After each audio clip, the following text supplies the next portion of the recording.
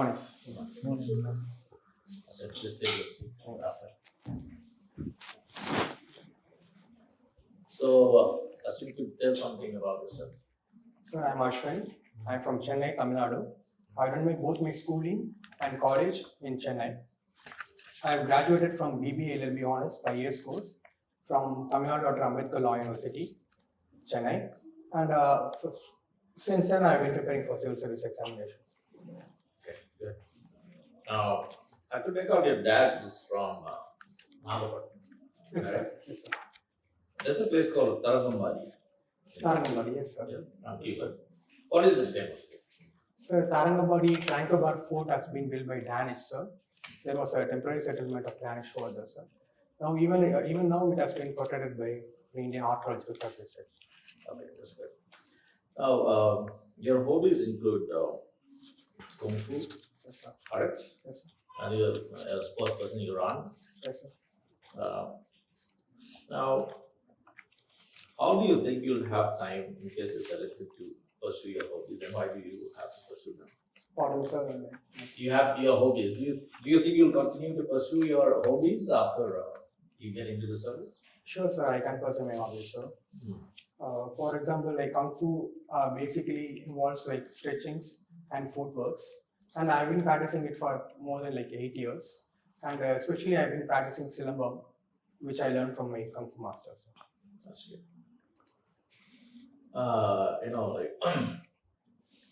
So if you, I could make out that IAS is your first choice, IPS is second, IRS is your third, correct? Yes, sir. Which of this suit do you think your personal traits? Which of them suit your personal trait the best? Sir, I consider every service as an equal service, and whatever service I get, I will work at my best. I consider IAS as my first preference because that service as it's a multi-dimensional service, and we can work at several domains. It's a challenging service, and we can get to learn about several domains, and we can serve people directly, sir. So I consider IAS as my first. So, like having your hobby as Kung Fu and being a good sports person and all, don't you think that IPS should suit you better? Sir, I agree, sir, but Kung Fu, more than a physical exercise, it involves a lot of inner exercise too, sir. The first thing is we have to overcome our fear. That's the first thing we will learn in Kung Fu, sir. Like it's about confidence, it's about focus, and it's also about multifunctioning, sir. Okay. One last question I'll ask you before I give to the other members of the board. I know we have been talking a lot about roti, kapda, and makan. Right? Roti, kapda, and makan. It is bread, Okay, sir. clothing, and housing. It is a much wanted slogan that we have been hearing from the 1960s. Do you agree that this also reflects the need of the people now? And if so, how far have we succeeded in providing our citizens these three basic requirements of life?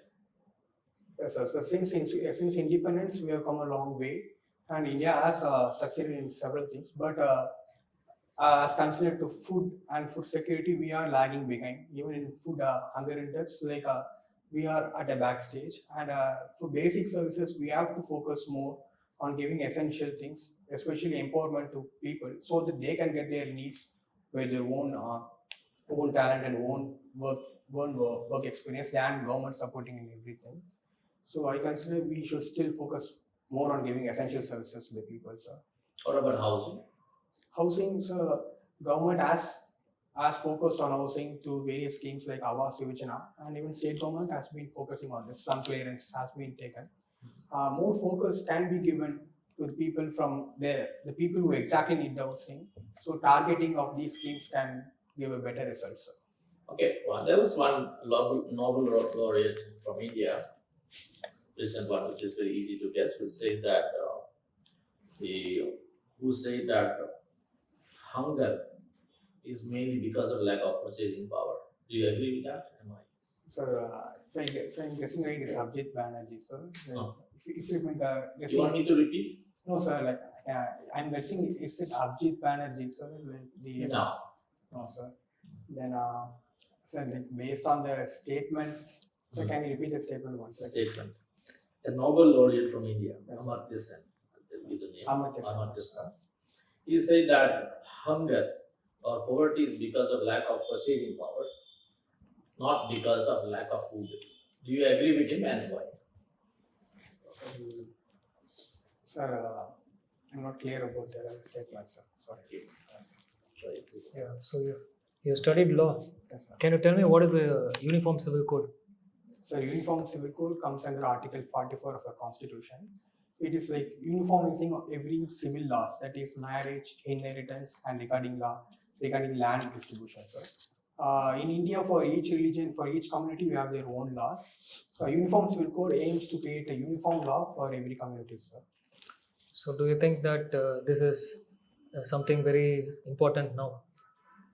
So, Uniform Civil Code is indeed an important vision we are having, sir, since our independence. It is needed definitely, but the implementation should be carried out in a very careful way, especially in our country in this situation, sir, where communal problems are seen arise.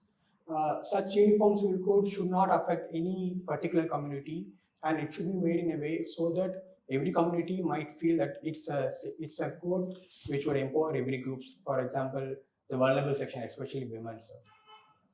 But do you think that this is possible? Is it possible to satisfy everyone when you're trying to have a uniform code? Don't you think that all the people in a country should have a single code? Sir, personally, I feel like we need uniform civil code, sir. Though even it is not possible right now, like in future, definitely we can pave a way. Though everyone are not satisfied, it is for a larger good, especially for the vulnerable groups. So I prefer like uniform civil code can be done in the longer term, sir. Okay. So what do you think is the main reason for a lot of judicial backlog in our country?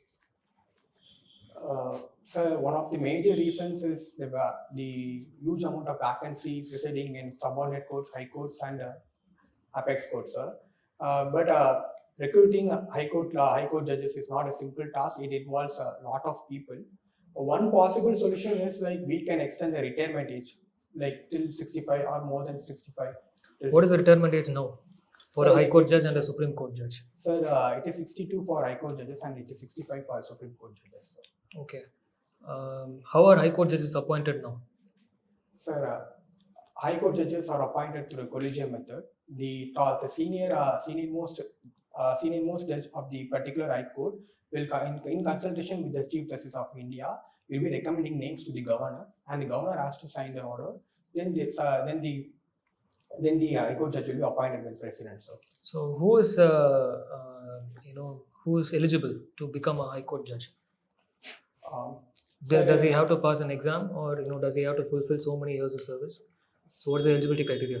So there are various ways where high court judge can be appointed, sir. One is like promotion to district judges. It is like 1/3 of vacancy will be filled by district judges promotion, and the rest of 2/3 judges will be directly selected from the advocates who are serving in the high court. And the qualification is they should have practiced in that court for minimum 10 years, sir. So are district judges recruited directly? So currently, district judges are recruited directly or even by promotions, like civil judge exams. People can go through like magistrate and then district judge. And there is also a separate exam for district judge, which is conducted by TNPSC in Tamil Nadu, sir. So do you think that this 1/3, that is only 1/3 is taken from subordinate judiciary? So that ratio is less, or that is sufficient? Sir, currently, like I don't have any suggestions to change that process, sir, because this process is an incentivizing way of involving more advocates in high courts, so they have the possibility to reach the higher judiciary level. So this method has been sustained for a longer period, sir. How long does it take for a civil judge to get to the level of a district judge? District judge. Yes. Sir, I presume like if a person like he gets qualified in my age, like 24 years, like it will at least take 20 years to reach a district judge level, sir. Then after that, presumably, yeah, before his retirement age, he could get into the high court level, sir. So it will take 20 years to reach district level, Yes, sir. and then from that High Court. Yes, sir. Okay. Can you name me some Supreme Court judges from your home state, Tamil Nadu? Home state, sir. Previously, Honorable Chief Justice of India, Sadasivam, has been there, sir. And Currently, I don't know any names, sir. Any women Supreme Court judges from Tamil Nadu? So I don't think like any women Supreme Court judges have been there from Tamil Nadu, sir. Totally, there have been 9 women Supreme Court judges. Are you sure? Yes, sir, like, I don't think so, sir. Any women. Okay. If I guess so. There sir. is one. Okay, sir. Sorry, sir. Apologies, sir. Sorry, sir. Next. Okay. Having said that you are from a legal background, Yes, sir. we have a recent judgment in the EWS. Yes, sir. Like, does it really expand the scope of equality, or it is seen as an intrusion into the original concept of equality? So personally, I go on with the minority judgment, which has been given by our Chief Justice of India, Lalit sir. That through EWS, the economic background can be considered as a criteria for giving reservation. It excludes other economically backward people from other communities like OBCs and SC and ST, sir. So this I consider as a backdrop in the judgment, sir. Okay. Now, are you aware of some technology like this artificial intelligence? Yes, sir. Like to a limit, yes, sir. To some extent. Yes, sir. Do you think that that if the data are being organized, Okay, sir. and if it is processed through artificial intelligence, Yes, sir. can judgments be more logical, and can it be made as a program? Is it possible? So, like assistance of artificial intelligence can be used for making a judgment in a faster way, sir. Even our previous CJI have told it, sir. But completely relying on artificial intelligence is not advisable, sir, because there could have been a bias. Because a program which algorithm which the artificial intelligence worked upon is obviously is given by a person, and it can be prone to some errors and bias, sir. So the supervision it should be definitely given by the senior most judges, sir. Okay. So now that you are also an established sports person, Yes, sir. what is that you have learned the most from sports Sports, sir. on your personality? Sir, personally, perseverance is the one thing which I learned from sports, sir. Because wherever I go for sports, I've been there in many sports, but especially in Kung Fu, when I go, many smaller, many younger persons would be a senior to me, and they'll be excelling in various type of exercise and arts. And at that time, I thought I learned what is perseverance, and I did my way in my own way, sir. I didn't compare to others, and I focused on my own process, and till now it's helping me, sir. Okay. So, do you think that there have been some news of the recent World Cup? There was a political interference in the sports, particularly in selection of venues, and FIFA has come up with a recent documentary with the removal of Sepp Blatter from the president. Do you think that sports has got to do something with the politics, or is it good for politics to come into the realm of sports? Sorry, sir, I am not aware of the exact content, sir. But if we can say sports should be isolated from politics, sir, because if we involve politics in sports, various talents could be subdued, and even favoritism could enter into sports, sir. It can discourage the actual deserving person, sir. You can ask, please. Yeah, so good afternoon. Reference. What do you know about ACAM, India at 75? Yeah, sir. Pardon, sir. India at 75. We call ACAM Asadi Kamdat Mahotsav. Say something about ACAM. Sorry, sir. I haven't heard of it, sir. It is government of India is celebrating India at 75 ACAM Asadi Kamdat Mahotsav. Oh, sorry, sir. I was not aware of this acronym, sir. Sir, India at 75, we have achieved a long thing from our independence, sir. And this celebration has been carried out for the past 1 year, and various sets of people have been aware of this 75th year celebration, and it's definitely a good way to celebrate 75th year of our independence day. Now, what is the celebration all about? What impact it has created? Sir, in this way of celebration, we have learned about several unsung leaders, freedom fighters. For example, A special edition in Amar Chitra Kada was released as a part of this celebration, sir, where unsung women freedom fighters were celebrated, sir. So this context I know about this account, sir. What do you know about IDS or 75? Not only India or 75. Okay, sir. We are also talking about IDS or 75. What do you know about IDS or 75? Sorry, sir, I'm unaware of it, sir. What do you know about India's culture? India's culture as a whole, sir. Sir, India has a rich cultural heritage, sir. Like since IBC, we have been the Indian subcontinent has a rich culture, and several practices, several traditions have been continued since 4,000 years, sir. India has a diverse culture. Like it has if you compare India to Europe, like if Europe has different countries, we have different states with different own set of identities and cultures, sir. This has been our own strength, where people got to know about several practices which has been used in several states to improve their own economy as well as society's values, sir. Yes, thank you. Ashwin, Yes, sir. you're a history optional student, right? Yes, sir.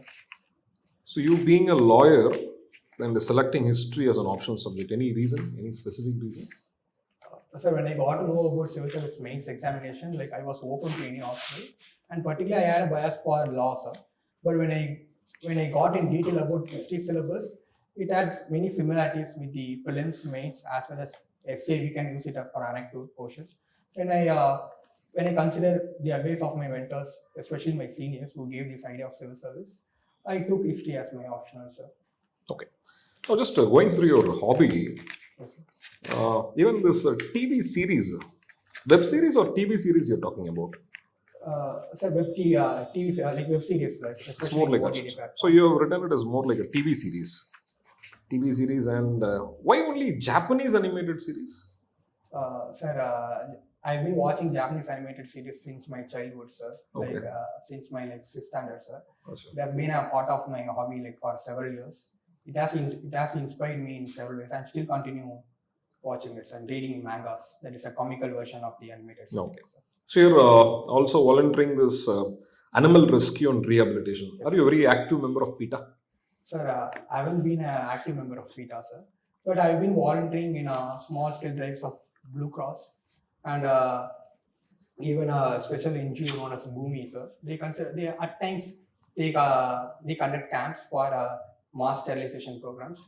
But usually myself and my brother we involved in rescue operation during the COVID period, sir. Okay. Now, since see, for example, you're right. Almost say, for example, you are a very active member of this animal rescue and rehabilitation, right? Okay. See, for example, how exactly you perceive this, if not now, the earlier one. Say, for example, almost an organization which do not have a cultural root of the land, coming and saying that, okay, it means, say, for example, you have to ban this Jallikattu, and the Jallikattu is something against the, say, for example, somewhere, right? You're torturing the animal, something like that, right?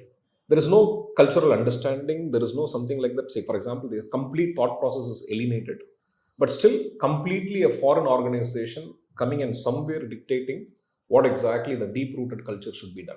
What is your say on that? Sir, if you're talking about the PETA issue, sir, especially PETA has done this in several countries, sir. Especially even in the Spain festival where they do a similar type of bull taming exercise. They have raised their voice against it, sir. In this century, like we have been giving more importance to the animals' welfare, which has evolved out of the wild animals. Even the domestic animals have been given more importance in this age, sir. And in Jallikattu, there have been several instances. There have been several documentaries which showed that animal cruelty has been done. Like even I'm from that state, sir. Like there have been several allegations. There have been several proofs, sir. After this judgment, especially after the High Court judgment, several steps have been taken to avoid these cruelties, sir. Have you heard about this recent this Pondicherry temple elephant, Lakshmi? Lakshmi's untimely death. Somewhere they say that there is an allegation that it is connected with the PETA. You heard about it? Sorry, sir, I'm not aware of You're not this. heard about it. Okay. Now here, you would have heard about this judicial overreach, right? Sir. See, you know the fact that Indian Constitution is somewhere constructed based on the principle of water type of balancing. Sir. all organizations somewhere they have to work in a, say for example, equal level. Yes, sir. There should be a checks and balance. But somewhere nowadays we are seeing that okay, judiciary is having, say for example, more a big brotherly attitude, right? Maybe within quotes that I'll put this word, right? Something like that. We are just seeing it, and somewhere we are just seeing quite a good number of examples where this judicial overreach is coming into picture. Even when I talk about the selection of recent election commissioner, Yes, sir. right? Judiciary has taken a very, say for example, a very strict view on it, right? Somewhere, don't you think that that will affect the executives? How exactly the executives will work? Sir, indeed, sir, judicial overreach is an evolved form of judicial activism which evolved in 1970s and 1980s, sir. When judiciary, if indeed, if it concurs to overreaching, sir, it will affect the moral of executives and as well as legislative, sir, because it will create a inferiority complex, like feeling like that whatever like executive does, it will be obviously overturned by a judiciary. What is your individual say on this election commission's issue? Election commission issue, sir. Sir, in particular to election commission, I can like in my personal opinion, I consider like judiciary can involve, sir, because elections are the bedrock of our democracy, and it should that board should be comprised and it should be composed with a selection like a collegium type of selection, sir, than entirely leaving up to the executive's discretion, sir. Have you ever felt that okay, this is one issue where judiciary should not have come in? Sir,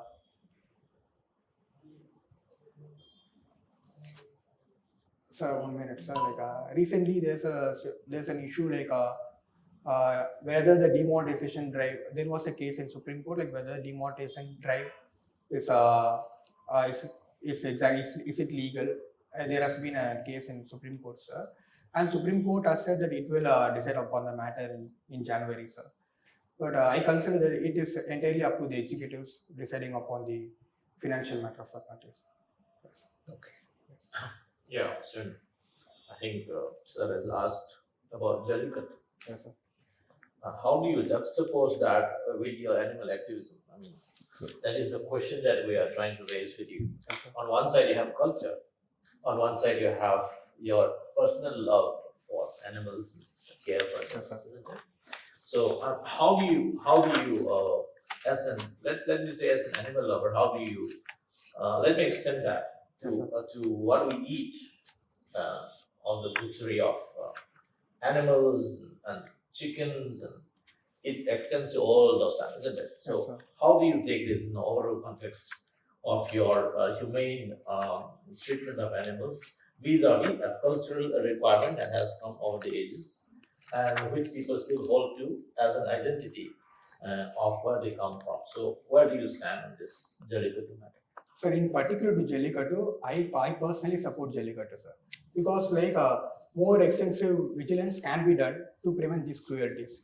But apart from it, Jallikattu itself, the culture of Jallikattu itself is a culture of caring for animals, sir. For example, if you visit Madurai, the people who are taking off that bull, they personally care for that animal. They treat it well. They consider it as one of their family members, sir.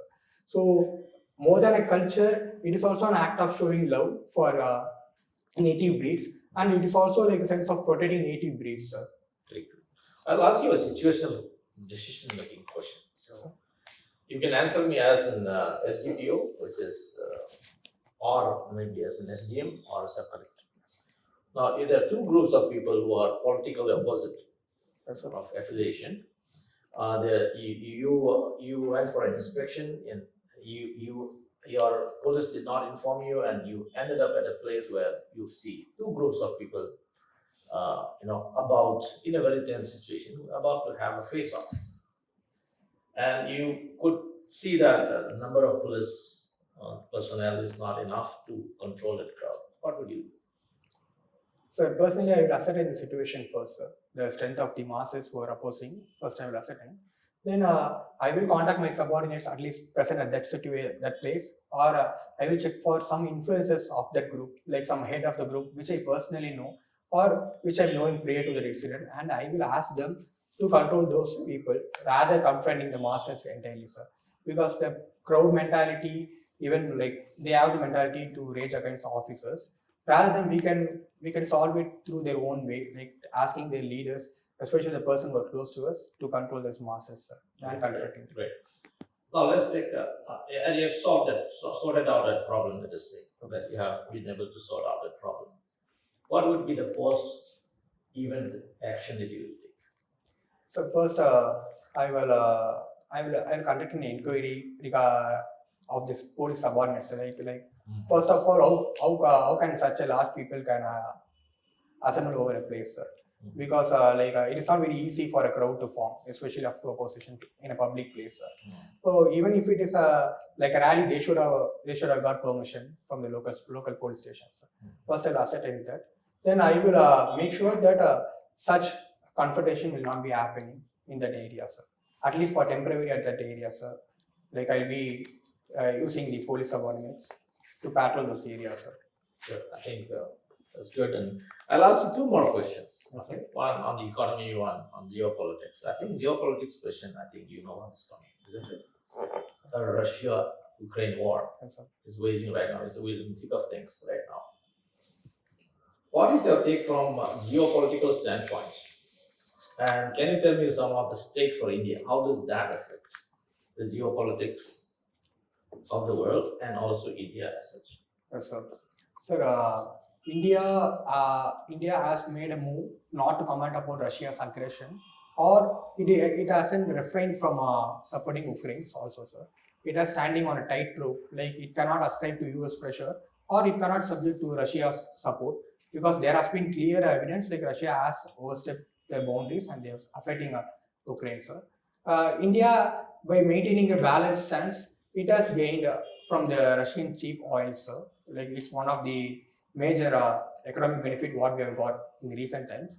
Russia has been the major supplier of crude oil in India for the past 2 months, sir. But in future, like India should make a strong stance against any confrontation in before stages of, sir. Because India has refrained from making strong comments before when Russia started to mobilize their troops. India refrained from making any comments, sir. If India takes a precautious step like confronting any other power, India can show strategic power in future, sir. Okay. Finally, we have heard a lot about the banking sector. Yes, sir. Okay. We have heard names about today's newspaper talks about Ms. Chandra Kochar. We have heard about Mekshul Choksi, Nirav Modi, PNB ban fraud, this fraud, that fraud. So, okay. What's happening to the sector? What is happening in the banking sector, which is allowing so many scams to come, in spite of the fact that Indian banking sector is supposed to have one of the best prudential norms in the whole world? Why are these scams coming? And why is it that we don't have a mechanism to foresee it or to put it to sleep, this kind of scams? What is happening in the banking sector is allowing these scams to come? So the most of the names who are you mentioned are the fugitive offenders who have taken large number of loans and they have escaped our country. And the major issue is like we can find more number of NPAs in public sector banks than private sector banks, which is totally opposite in other countries. The issue is like overseeing of loans should be done. Like rational sanction of loans can avoid these type of offenders to escape. For example, in the case of Nirav Modi, without guarantee, huge amount of loans have been given to him, sanctioned to him by the PNB bank. And after that, they found that the guarantees were like there were no guarantees, and at that time, he escaped our country, sir. So overseeing of sanctioning of loans can be one solution to avoid these NPAs, these offenders to be there, sir. Thank you. Thank you for tolerating us, I feel. So you may go. So thank you. Thanks.